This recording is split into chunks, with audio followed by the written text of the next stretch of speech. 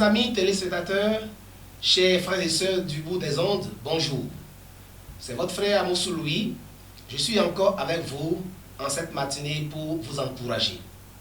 Et le thème de mon message de ce jour, c'est « Tu es une réponse à un problème de ton temps ».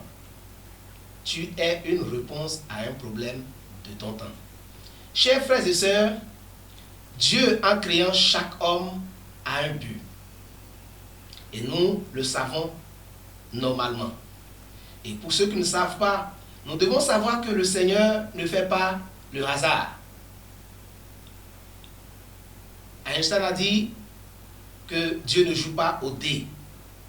C'est-à-dire qu'en créant chaque individu, en envoyant chaque homme sur la terre, le Seigneur a une vision particulière. Et à travers la connaissance de ce plan que Dieu a pour nous, nous devenons une solution, nous devenons une réponse à un problème ou même à des problèmes de notre temps. C'est pourquoi ce matin, je voudrais te dire, cher ami, cher frère, chère sœur, que tu es une réponse à un problème de ton temps. Bien-aimé, depuis le livre de Genèse jusqu'à l'Apocalypse, quand on lit l'histoire, Dieu a toujours eu le souci de régler les problèmes des humains. Et pour ce faire, il ne quitte pas le ciel lui-même pour forcément venir régler les problèmes. Mais à chaque problème des hommes, quand les hommes crient à lui, Dieu suscite un individu. Il suscite une femme ou un homme dans une période donnée pour apporter la solution au problème. Je suis venu te dire ce matin que tu n'es pas une personne maudite, tu n'es pas le fruit d'un hasard, tu n'es pas une personne vile, tu as de l'importance devant Dieu. Et pour régler les problèmes de l'humanité, le Seigneur a besoin de toi. Nous allons voir dans la Bible, l'apôtre Paul nous dit, dans le livre de Romains, le chapitre 8, au verset 19, nous lisons. En effet, la création attend avec un ardent désir la révélation des fils de Dieu. Car la création tout entière a été réduite à une condition bien dérisoire. Cela ne s'est pas produit de son gré, mais à cause de celui qui l'y a soumise. Alléluia. Il lui a toutefois donné une espérance. C'est que la création elle-même sera délivrée de l'esclavage, de la corruption pour accéder à la liberté que les enfants de Dieu connaîtront dans la gloire. Alléluia. L'apôtre Paul dit que l'humanité attend avec un ardent désir la révélation, la manifestation des fils de Dieu. Et les fils de Dieu, c'est les enfants de Dieu qui ont atteint une certaine maturité.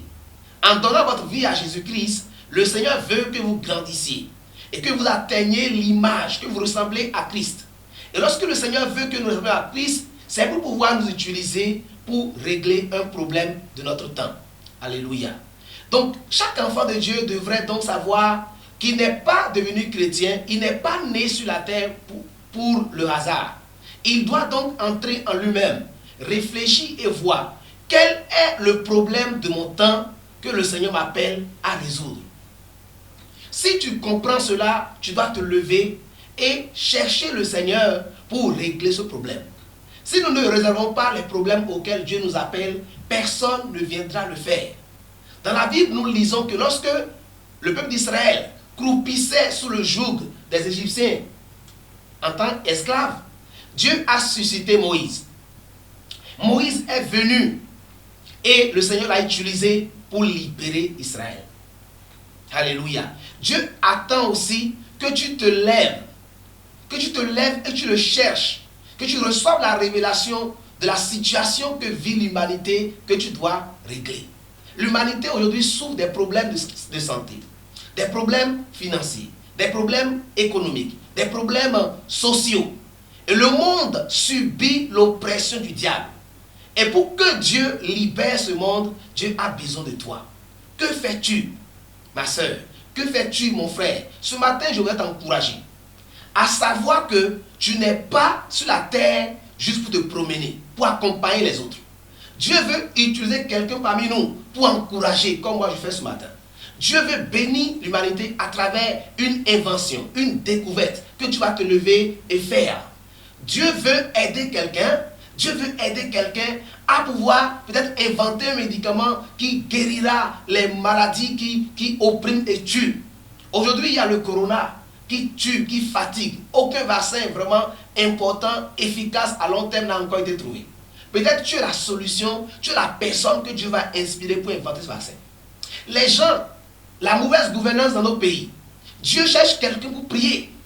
Un intercesseur qui va intercéder que Dieu puisse aider les gouvernants à mieux faire. Alléluia. Le Seigneur compte sur toi. Tu as une réponse à un problème de ton temps, bien-aimé. C'est pourquoi tu ne dois pas baisser les bras. Alléluia. Tu ne dois pas baisser les bras. Je ne sais pas ce que tu vis.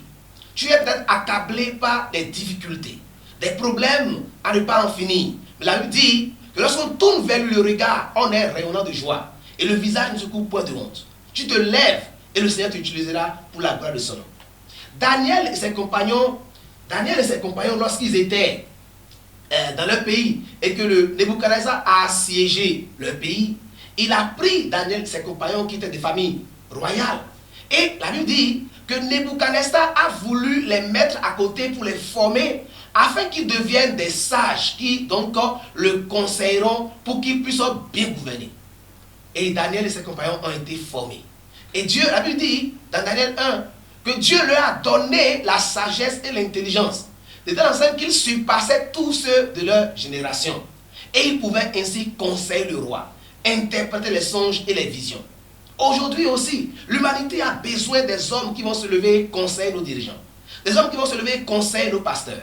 Il a besoin de pasteurs, d'évangélistes, des personnes qui, inspirées par Dieu, ouées par Dieu, vont apporter une solution aux problèmes de l'humanité. Je voudrais donc nous dire, bien-aimés frères et sœurs, que nous devons nous lever, comprendre et chercher la volonté de Dieu.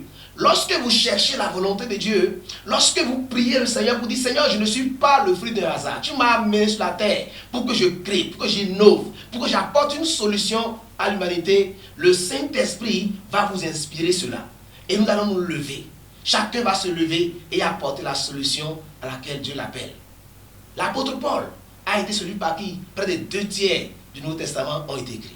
Il a été celui que Dieu a suscité pour répandre l'évangile en Asie, en Europe et même en Afrique. Aujourd'hui, nous avons le Nouveau Testament en majoritairement à cause de Paul.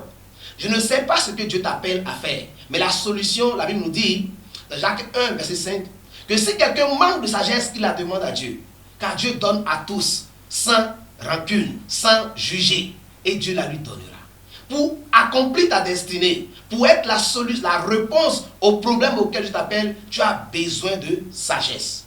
Je prie donc que le Seigneur t'accorde la grâce aujourd'hui de te lever et dire, Seigneur, donne-moi la sagesse qu'il me faut. Pour que dans mon pays, j'apporte la solution au problème. Il y a un problème que seul moi je peux régler. Il y a un problème dans mon église, dans ma localité, dans mon pays et dans le monde que toi seul es appelé à régler.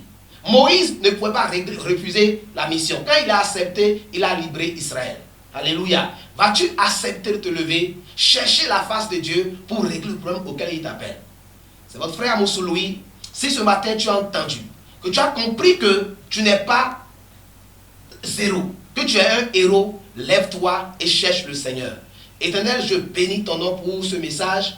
Je prie que ceux qui m'écoutent reçoivent la révélation, qu'ils soient une réponse à un problème de leur temps. Qu'ils se lèvent, qu'ils cherchent le Saint-Esprit, son revêtement et sa puissance pour régler le problème auquel tu appelles. Merci Seigneur pour ta fidélité, que ta grâce accompagne quelqu'un, que les yeux s'ouvrent et que les cœurs soient touchés au nom de Jésus. Que Dieu vous bénisse. À la prochaine.